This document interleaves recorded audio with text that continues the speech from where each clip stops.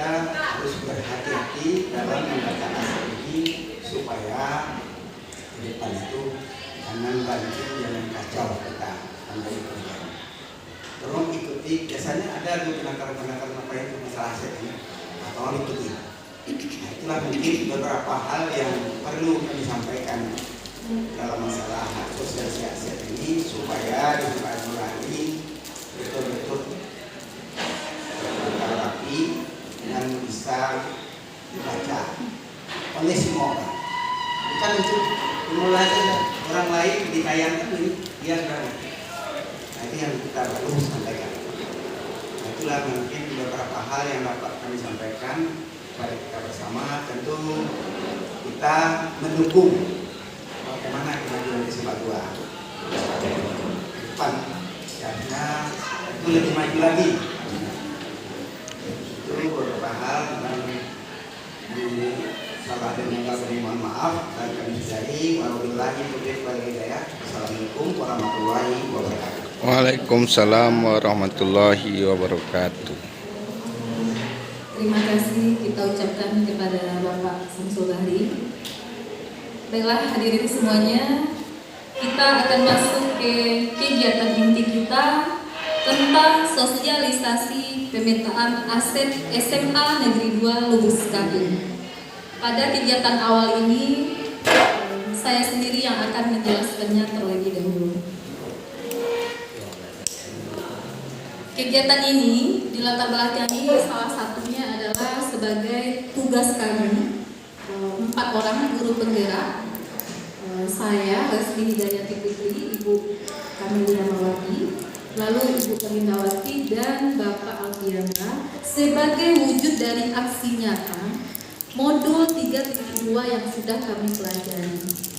Di sini kita langsung nanti melihat sejauh mana potensi atau aset sekolah yang kita miliki. Maka diawali dulu dengan memahami apa saja itu aset yang ada di sekolah. Interaksi antara makhluk hidup, yaitu biotik dan unsur tak hidupnya, abiotik, sehingga nanti menciptakan hubungan yang selaras dan harmonis. Faktor biotik ini berupa kepala sekolah, guru, murid, staf kependidikan, pengawas sekolah, orang tua, komite, tokoh masyarakat sekitar, dinas terkait, dan pemerintah daerah. Nah, apa saja yang termasuk ke dalam faktor abiotik? Yaitu keuangan, sarana dan prasarana, dan lingkungan alam. Seperti yang disampaikan oleh Bapak Samsul tadi, ya kita sangat luar biasa asetnya dengan lingkungan alam yang mendukung. Berikut, mengapa kita harus mengetahui aset yang ada? Karena kita perlu membuat program maupun tindakan pendekatan berbasis dengan aset atau kekuatan yang kita miliki. Ya. Kenapa? Karena ini bisa sebagai dasar atau paradigma atau cara pandang dari inquiry apresiatif, di mana setiap orang punya inti positif yang bisa berkontribusi untuk keberhasilan. Jadi kalau kita melakukan perubahan berdasarkan kekuatan yang kita miliki, itu cenderung akan bisa berhasil dibandingkan dengan kita tidak punya kekuatan. Selanjutnya, apa saja aset yang ada dalam sebuah komunitas sekolah, terutama di SMA 2? Ada 7 aset. Yang pertama modal manusia, yang kedua ada modal sosial, modal politik, modal agama dan budaya, modal fisik, modal lingkungan alam, dan modal finansial. Modal manusia mencakup adanya sumber daya manusia yang berkualitas, ya. Apakah gurunya, stafnya, pimpinannya, murid. Lalu ada pemetaan modal dari individu itu. Bisa dari segi pengetahuannya, kecerdasannya, keterampilan setiap warga sekolah. Misalnya tahun ini berapa orang guru yang di SMA 2 yang sudah S2 atau yang sudah berhasil menerbitkan sebuah buku. Ini termasuk sebuah modal. Yang ketiga adalah kecakapan dalam memimpin. Kecakapan seseorang dalam mengelola usahanya atau kewirausahaan, kemampuan untuk berkomunikasi, kemudian dalam bidang seni, olahraga maupun teknologi. Selanjutnya modal sosial. Modal sosial berupa norma, aturan ataupun kepercayaan dan adanya jaringan atau networking. Nah, di sini kita memanfaatkan bagaimana hidup berdampingan dengan aspek kepemimpinan, bisa saling bekerja sama di sekolah ini, saling percaya dan merasa memiliki masa depan. Kita mau SMA 2 ini seperti apa ke depannya. Nah, seperti yang diceritakan tadi dari awalnya masalah tanahnya, dan sekarang kita sudah bisa melangkah lebih maju. Bisa ini contohnya dalam bentuk asosiasi atau hubungan baik secara antar individu maupun nanti institusi yang terkait di sekitar sekolah. Selanjutnya modal politik. Ini berkaitan dengan aktivitas demokratis dan tatanan politik praktis. Berkaitan juga dengan kekuasaan dan kebijakan untuk mencapai kepentingan. Dan sekolah harus membuat kebijakan atau keputusan yang benar-benar berorientasi pada peningkatan kualitas pembelajaran. Berikut ada modal agama dan budaya. Nah, di sini kita tidak terlepas dari mengintegrasikan perilaku individu dalam komunitas ini berupa moral sosial yang bukan hanya berhubungan dengan kepercayaan, tetapi juga bagaimana berperilaku dan amalan dalam agama yang kita anut. Yang kedua, kebudayaan merujuk pada hasil cipta dan karya manusia yang unik berupa hasil, ide atau gagasan. Selanjutnya, pemetaan ini tentu akan menentukan kegiatan ataupun ritual keagamaan, kebudayaan yang bisa kita lakukan di sekolah. Berikut modal fisik. Nah, di sini ada berupa infrastruktur atau sarana prasarana. Lalu ada juga bangunan yang bisa digunakan untuk kelas ataupun lokasi. Dan kita juga sangat luas ya dan beragam. Berikut modal lingkungan alam. Nah, ini satu bisa berupa potensi yang belum diolah dan mempunyai nilai ekonomi yang tinggi dalam pelestarian alam dan juga kenyamanan hidup. Ini seperti bumi, air, udara yang bersih. Ini adalah aset sekolah kita. Atau mungkin daerah lain yang ada lautnya, taman ataupun danau. Berikut adanya tanah atau lahan yang bisa digunakan untuk berkebun. Ya, kalau misalnya daerahnya itu dia mempunyai danau, bisa untuk membuat empang atau mungkin melakukan peternakan untuk siswanya. Terakhir ada modal finansial. Nah, modal finansial tentu tidak bisa terlepas dari semua kegiatan yang kita lakukan. Ya, dukungan keuangan yang dimiliki oleh sebuah komunitas yang dapat digunakan untuk membiayai proses pembangunan dan kegiatan sebuah komunitas. Modal finansial termasuklah di sini ada tabungan, hutang, investasi, pengurangan dan pendapatan pajak seperti yang disampaikan tadi, hibah, gaji serta sumber pendapatan internal maupun eksternal.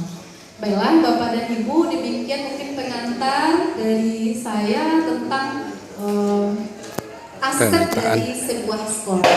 Selanjutnya akan diminta kepada Ibu Kamelia untuk menjelaskan bagaimana pemanfaatan aset-aset ini yang sudah ada di sekolah kita. Nanti kami juga akan mengharapkan masukan ide dari Bapak dan Ibu yang bisa ya kita lakukan berhubungan dengan aset yang sudah kita miliki. Kepada Ibu Kamelia dipersilakan. Terima kasih.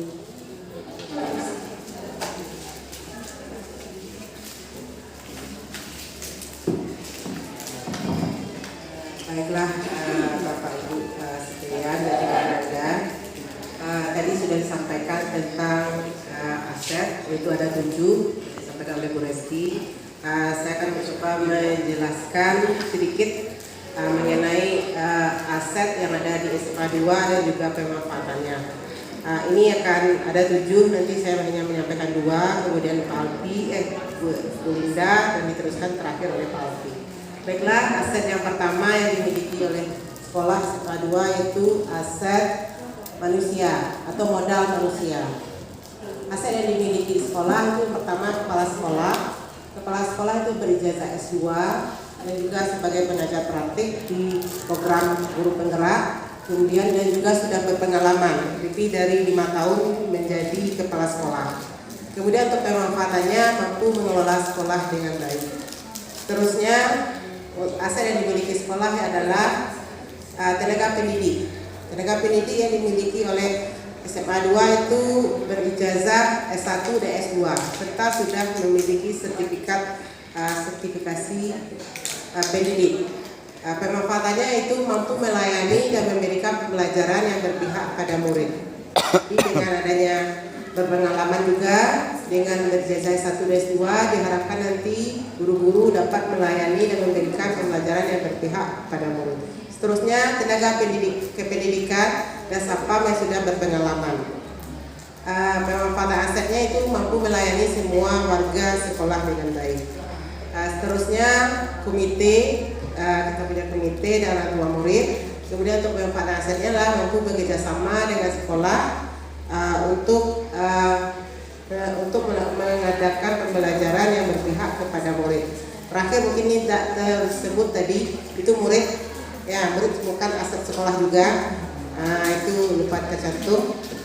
Itu dengan adanya murid diharapkan nanti sekolah bisa membuat program yang berpihak kepada murid dan menjadikan murid nanti menjadi orang-orang yang hebat di masa yang akan datang. Selanjutnya modal fisik. Modal fisik yang dimiliki sekolah ada beberapa yang sudah disampaikan oleh Bu Resti. Itu yang pertama disampaikan juga sama Pak Samsul tadi. Ada gedung kelas. Kemudian kalau gedung kelas itu pemanfaatannya untuk tempat belajar. Kemudian ada labor TIK dan labor IPA, itu pemanfaatannya bisa tempat belajar dan juga untuk melakukan eksperimen. Kemudian ada musola, itu tempat beribadah. Kemudian ada kantin, tempat makan dan minum, bisa murid dan guru. Kemudian ada kopsis, itu tempat menjual atau membeli alat-alat tulis. Kemudian ada ruang BK, tempat konsultasi murid. Kemudian ada ruang majelis guru, tempat beristirahat atau menyimpan dokumen-dokumen guru dan murid. Kemudian ada ruang kepala sekolah dan ruang pertemuan kepala sekolah. Itu bisa tempat beristirahat, bekerja dan menjamu tamu kepala sekolah. Kemudian ada ruang TU yang pemanfaatannya itu tempat pengelolaan arsip sekolah. Yang terakhir, bukan terakhir ini ya, gudang itu tempat penyimpanan alat-alat sekolah dan masih banyak lagi sarana sekolah yang lainnya seperti tempat wudhu, WC, segala macamnya. Mungkin itu saja yang bisa disampaikan. Selanjutnya mungkin disampaikan oleh Bu Linda. Banyak maaf. Assalamualaikum warahmatullahi wabarakatuh. Waalaikumsalam.